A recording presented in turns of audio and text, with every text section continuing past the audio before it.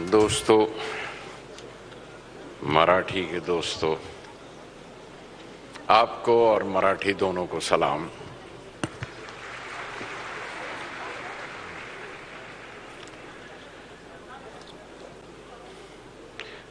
मोहतरम जनाब chief minister साहब,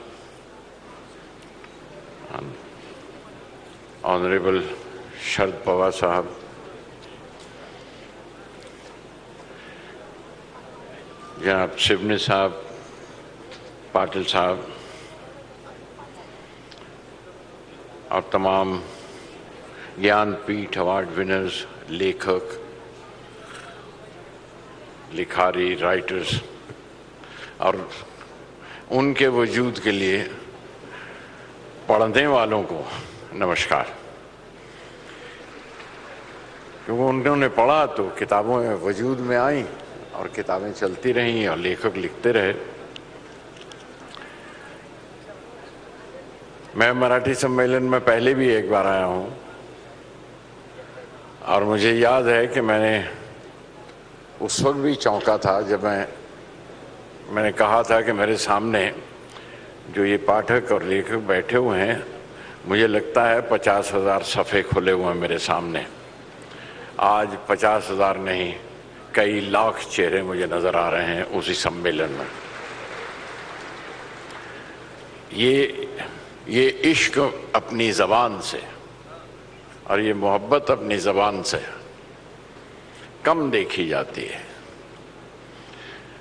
सम्मेलन हमारे यहाँ भाषाएं बहुत हैं और 14 ज़बानें कॉन्स्टिट्यूशन ने रिकॉग्नाइज की थी, वो 14 की 22 हुई और फिर बढ़ती गई। और ज़बानें सब जगह हैं और सब में लिखा जा रहा है, लेकिन इस तरह का सम्मेलन किसी ज़बान में नहीं देखा। मुशायरे होते हैं, सेमिनार्स भी होते हैं, लेकिन यूं अपनी ज़बान से लगाव रखना और यूं उसके लिए जमा होना एक जगह, ये मुझे महाराष्ट्र ही में नसीब हुआ है और मैं मुबारकबाद देता हूं महाराष्ट्रियंस को, सबको जिनकी वजह से ये हुआ है। एक ख्वाहिश बहुत थी जिसकी हम कोशिश भी के नाम से बहुत से फेस्टिवल शुरू, क्यों लगता है कि शायद, लेकिन एक ख्वाहिश जरूर थी कि एक अखिल भारतीय ऐसा सम्मेलन जरूर हो जहां पूरे भारत की ज़बानें आकर और पूरी भारत की ज़बानों के लेखक आकर एक बार मिलें, जो नज़र नहीं आ रहा, अभी तक नज़र नहीं आ रहा। मेरे साथ वर्मा जी थे, पवन वर्मा जी। हमने कोशिश की थी बनारस में एक बार इस तरह का सम्मेलन करें, इस तरह का मेला करें जहां तमाम हिंदुस्तानी ज़बान में लिखने वाले, हिंदुस्तानी ज़बानों में लिखने वाले। मुझे कोई गिला, अंग्रेज़ी से कोई गिला नहीं है, बिल्कुल कोई गिला नहीं है। अंग्रेज़ी ज़रूरी है और बहुत ज़रूरी है, ख़ास तौर पर आज की जनरेशन के लिए। लेकिन हम मिल्टन भी पढ़ लेते हैं, शेक्सपियर भी पढ़ लेते हैं, लेकिन हसरत रह जाती है कि हमें कालिदास क्यों नहीं पढ़ाया गया। तो वो भी ज़रूरी है। इसलिए अपनी जड़ों के साथ आके जुड़े रहना, अपनी ज़बान के साथ जुड़े रहना बहुत ज़रूरी लगता है। अगर ये कहीं और नहीं हो पा रहा, हमने पिछली कोशिश थी पटना में जब कोशिश की थी कि तमाम हिंदुस्तान की ज़बानें आके मिलें, तो भी मुकम्मल तौर पर नहीं हो सका।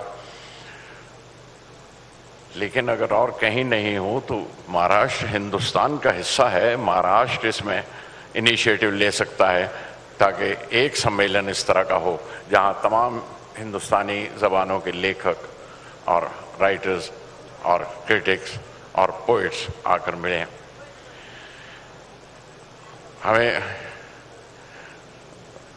क्योंकि मुझे थोड़ा शायरी से लगाव था तो इसलिए शायरी, अब महाराष्ट्र में रहते रहते यहाँ की हवाओं का नमक मेरी ज़बान पे लग गया और वो जो नमक लगा है तो वो शायरी के ज़रिए लगा। जब मैं शुरू में पीएल साहब के सेशंस अटेंड करने लगा, श्री पीएल देशपांडे,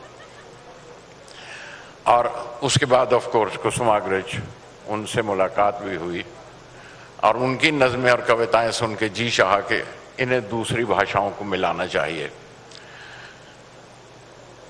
हमें ये तो खुशी हो जाती है कि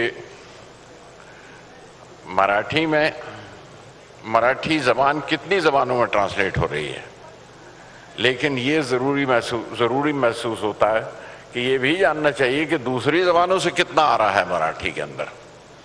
और मुझे इस बात का हमेशा कहीं ना कहीं कलेश रहा इस बात की कि हम उर्दू ज़बान पे, जो मेरा पहली ज़बान थी जिसके ज़रिए मैं लिखता था, और ये कहीं ना कहीं ये महसूस हुआ कि उर्दू ज़बान हम बहुत जगह ट्रांसलेट हो रही है, बहुत जगह अनुवाद हो रहे हैं इसके, लेकिन उर्दू ज़बान में कहाँ से आ रहा है? बाहर से आना, और ख़ासतौर पे दूसरे हिंदुस्तानी ज़बानों से आना बड़ा ज़रूरी था। फिर खुशकिस्मत हूँ कि मैंने कुसुमाग्रज को उन्हें ट्रांसलेट किया, उनका अनुवाद किया, और कुछ बड़े मराठी शायरों की सोहबत में उनके कदमों में बैठ के उनके अनुवाद किए और उनसे आशीर्वाद मिला। विंदा जी को आई ट्रांसलेटेड, विंदा जी को उर्दू में किया, दिलीप चित्रे जी को किया, और उनको लाटकर को।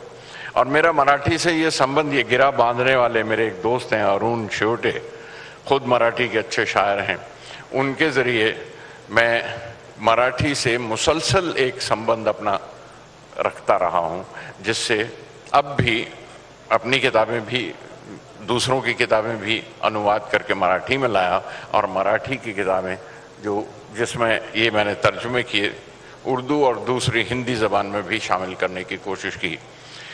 इस दौरान मैं एक और काम, मैं कोई अपनी तारीफ नहीं कर रहा हूँ, मैं सिर्फ जो अपनी मेहनत कर रहा हूँ उसका जिक्र कर रहा हूँ कि मैं चाहता था आज की कंटेम्प्रेरी पोइट्री, आज की शायरी, उस्ताद हैं, गालिब हैं, इकबाल हैं, लेकिन आज की शायरी उन्हें कैसे एक जगह जमा किया जाए। तो मैंने करीब 400 पोएम्स, 400 नज़में, 270 शायरों की और हिंदुस्तान की 32 ज़बानों से उनका अनुवाद किया है, जिसमें सीताकांत जी शामिल हैं, उनकी पोइट्री भी है, उनकी नज़में भी हैं, मराठी के बहुत से आज के शायरों की नज़में उसमें शामिल हैं और वो की हैं। चाहता हूँ कि कहीं ये सिलसिला अगर बाहर से नहीं तो हम यहाँ के एक मराठी सम्मेलन से ही सीख लें कि ऐसा करना चाहिए, आपकी ज़बान का अपना लगाव ऐसा रहना चाहिए और इस तरह होना चाहिए। एक चीज़ जिसकी कमी महसूस होती है, मैं सिर्फ साहित्य के बारे में चंद लफ्ज़ कहना चाहता हूँ, जिस चीज़ की कमी महसूस होती है वो बच्चों का लिटरेचर, बच्चों का साहित्य कहीं किसी भी ज़बान में नहीं लिखा जा रहा है सिवाय हिंदुस्तान की 3 ज़बानों में, जिसमें एक मराठी है, दूसरी बंगला है और तीसरी मलयालम। इसके अलावा हिंदी हमारी जो राष्ट्रभाषा है, ऐसी ज़बान में बिल्कुल यकीन मानिए सिवाय इसके कि वेस्ट से आई किताबों का तर्जुमा या वेस्ट से आई किताबों का अनुवाद हो जाता है, वरना कोई बच्चों के लिए नहीं लिख रहा है। एक हमारे अब के दोस्त मंगेश पटगांवकर, जिनके यहाँ से बच्चों का साहित्य हमें मिलता था और कविताएं मिल जाती थी, वो चले गए, देखते देखते दिलीप चित्रे गए, विंदा जी गए। तो ये लगता है कि ये भी एक और गुण है जो मराठी लिटरेचर में भरा हुआ है और जो किसी न किसी सूरत सामने आना चाहिए। मैं पाटिल साहब को मुबारकबाद देता हूँ कि उन्होंने 1000 स्कूलों में, अभी ये सम्मेलन शुरू होने से पहले 1000 स्कूलों में बच्चों की किताबें बांटी हैं। 1000, इज दैट राइट जी? 1000 स्कूलों में उन्होंने किताबें बच्चों की पहुंचाई हैं, बांटी हैं।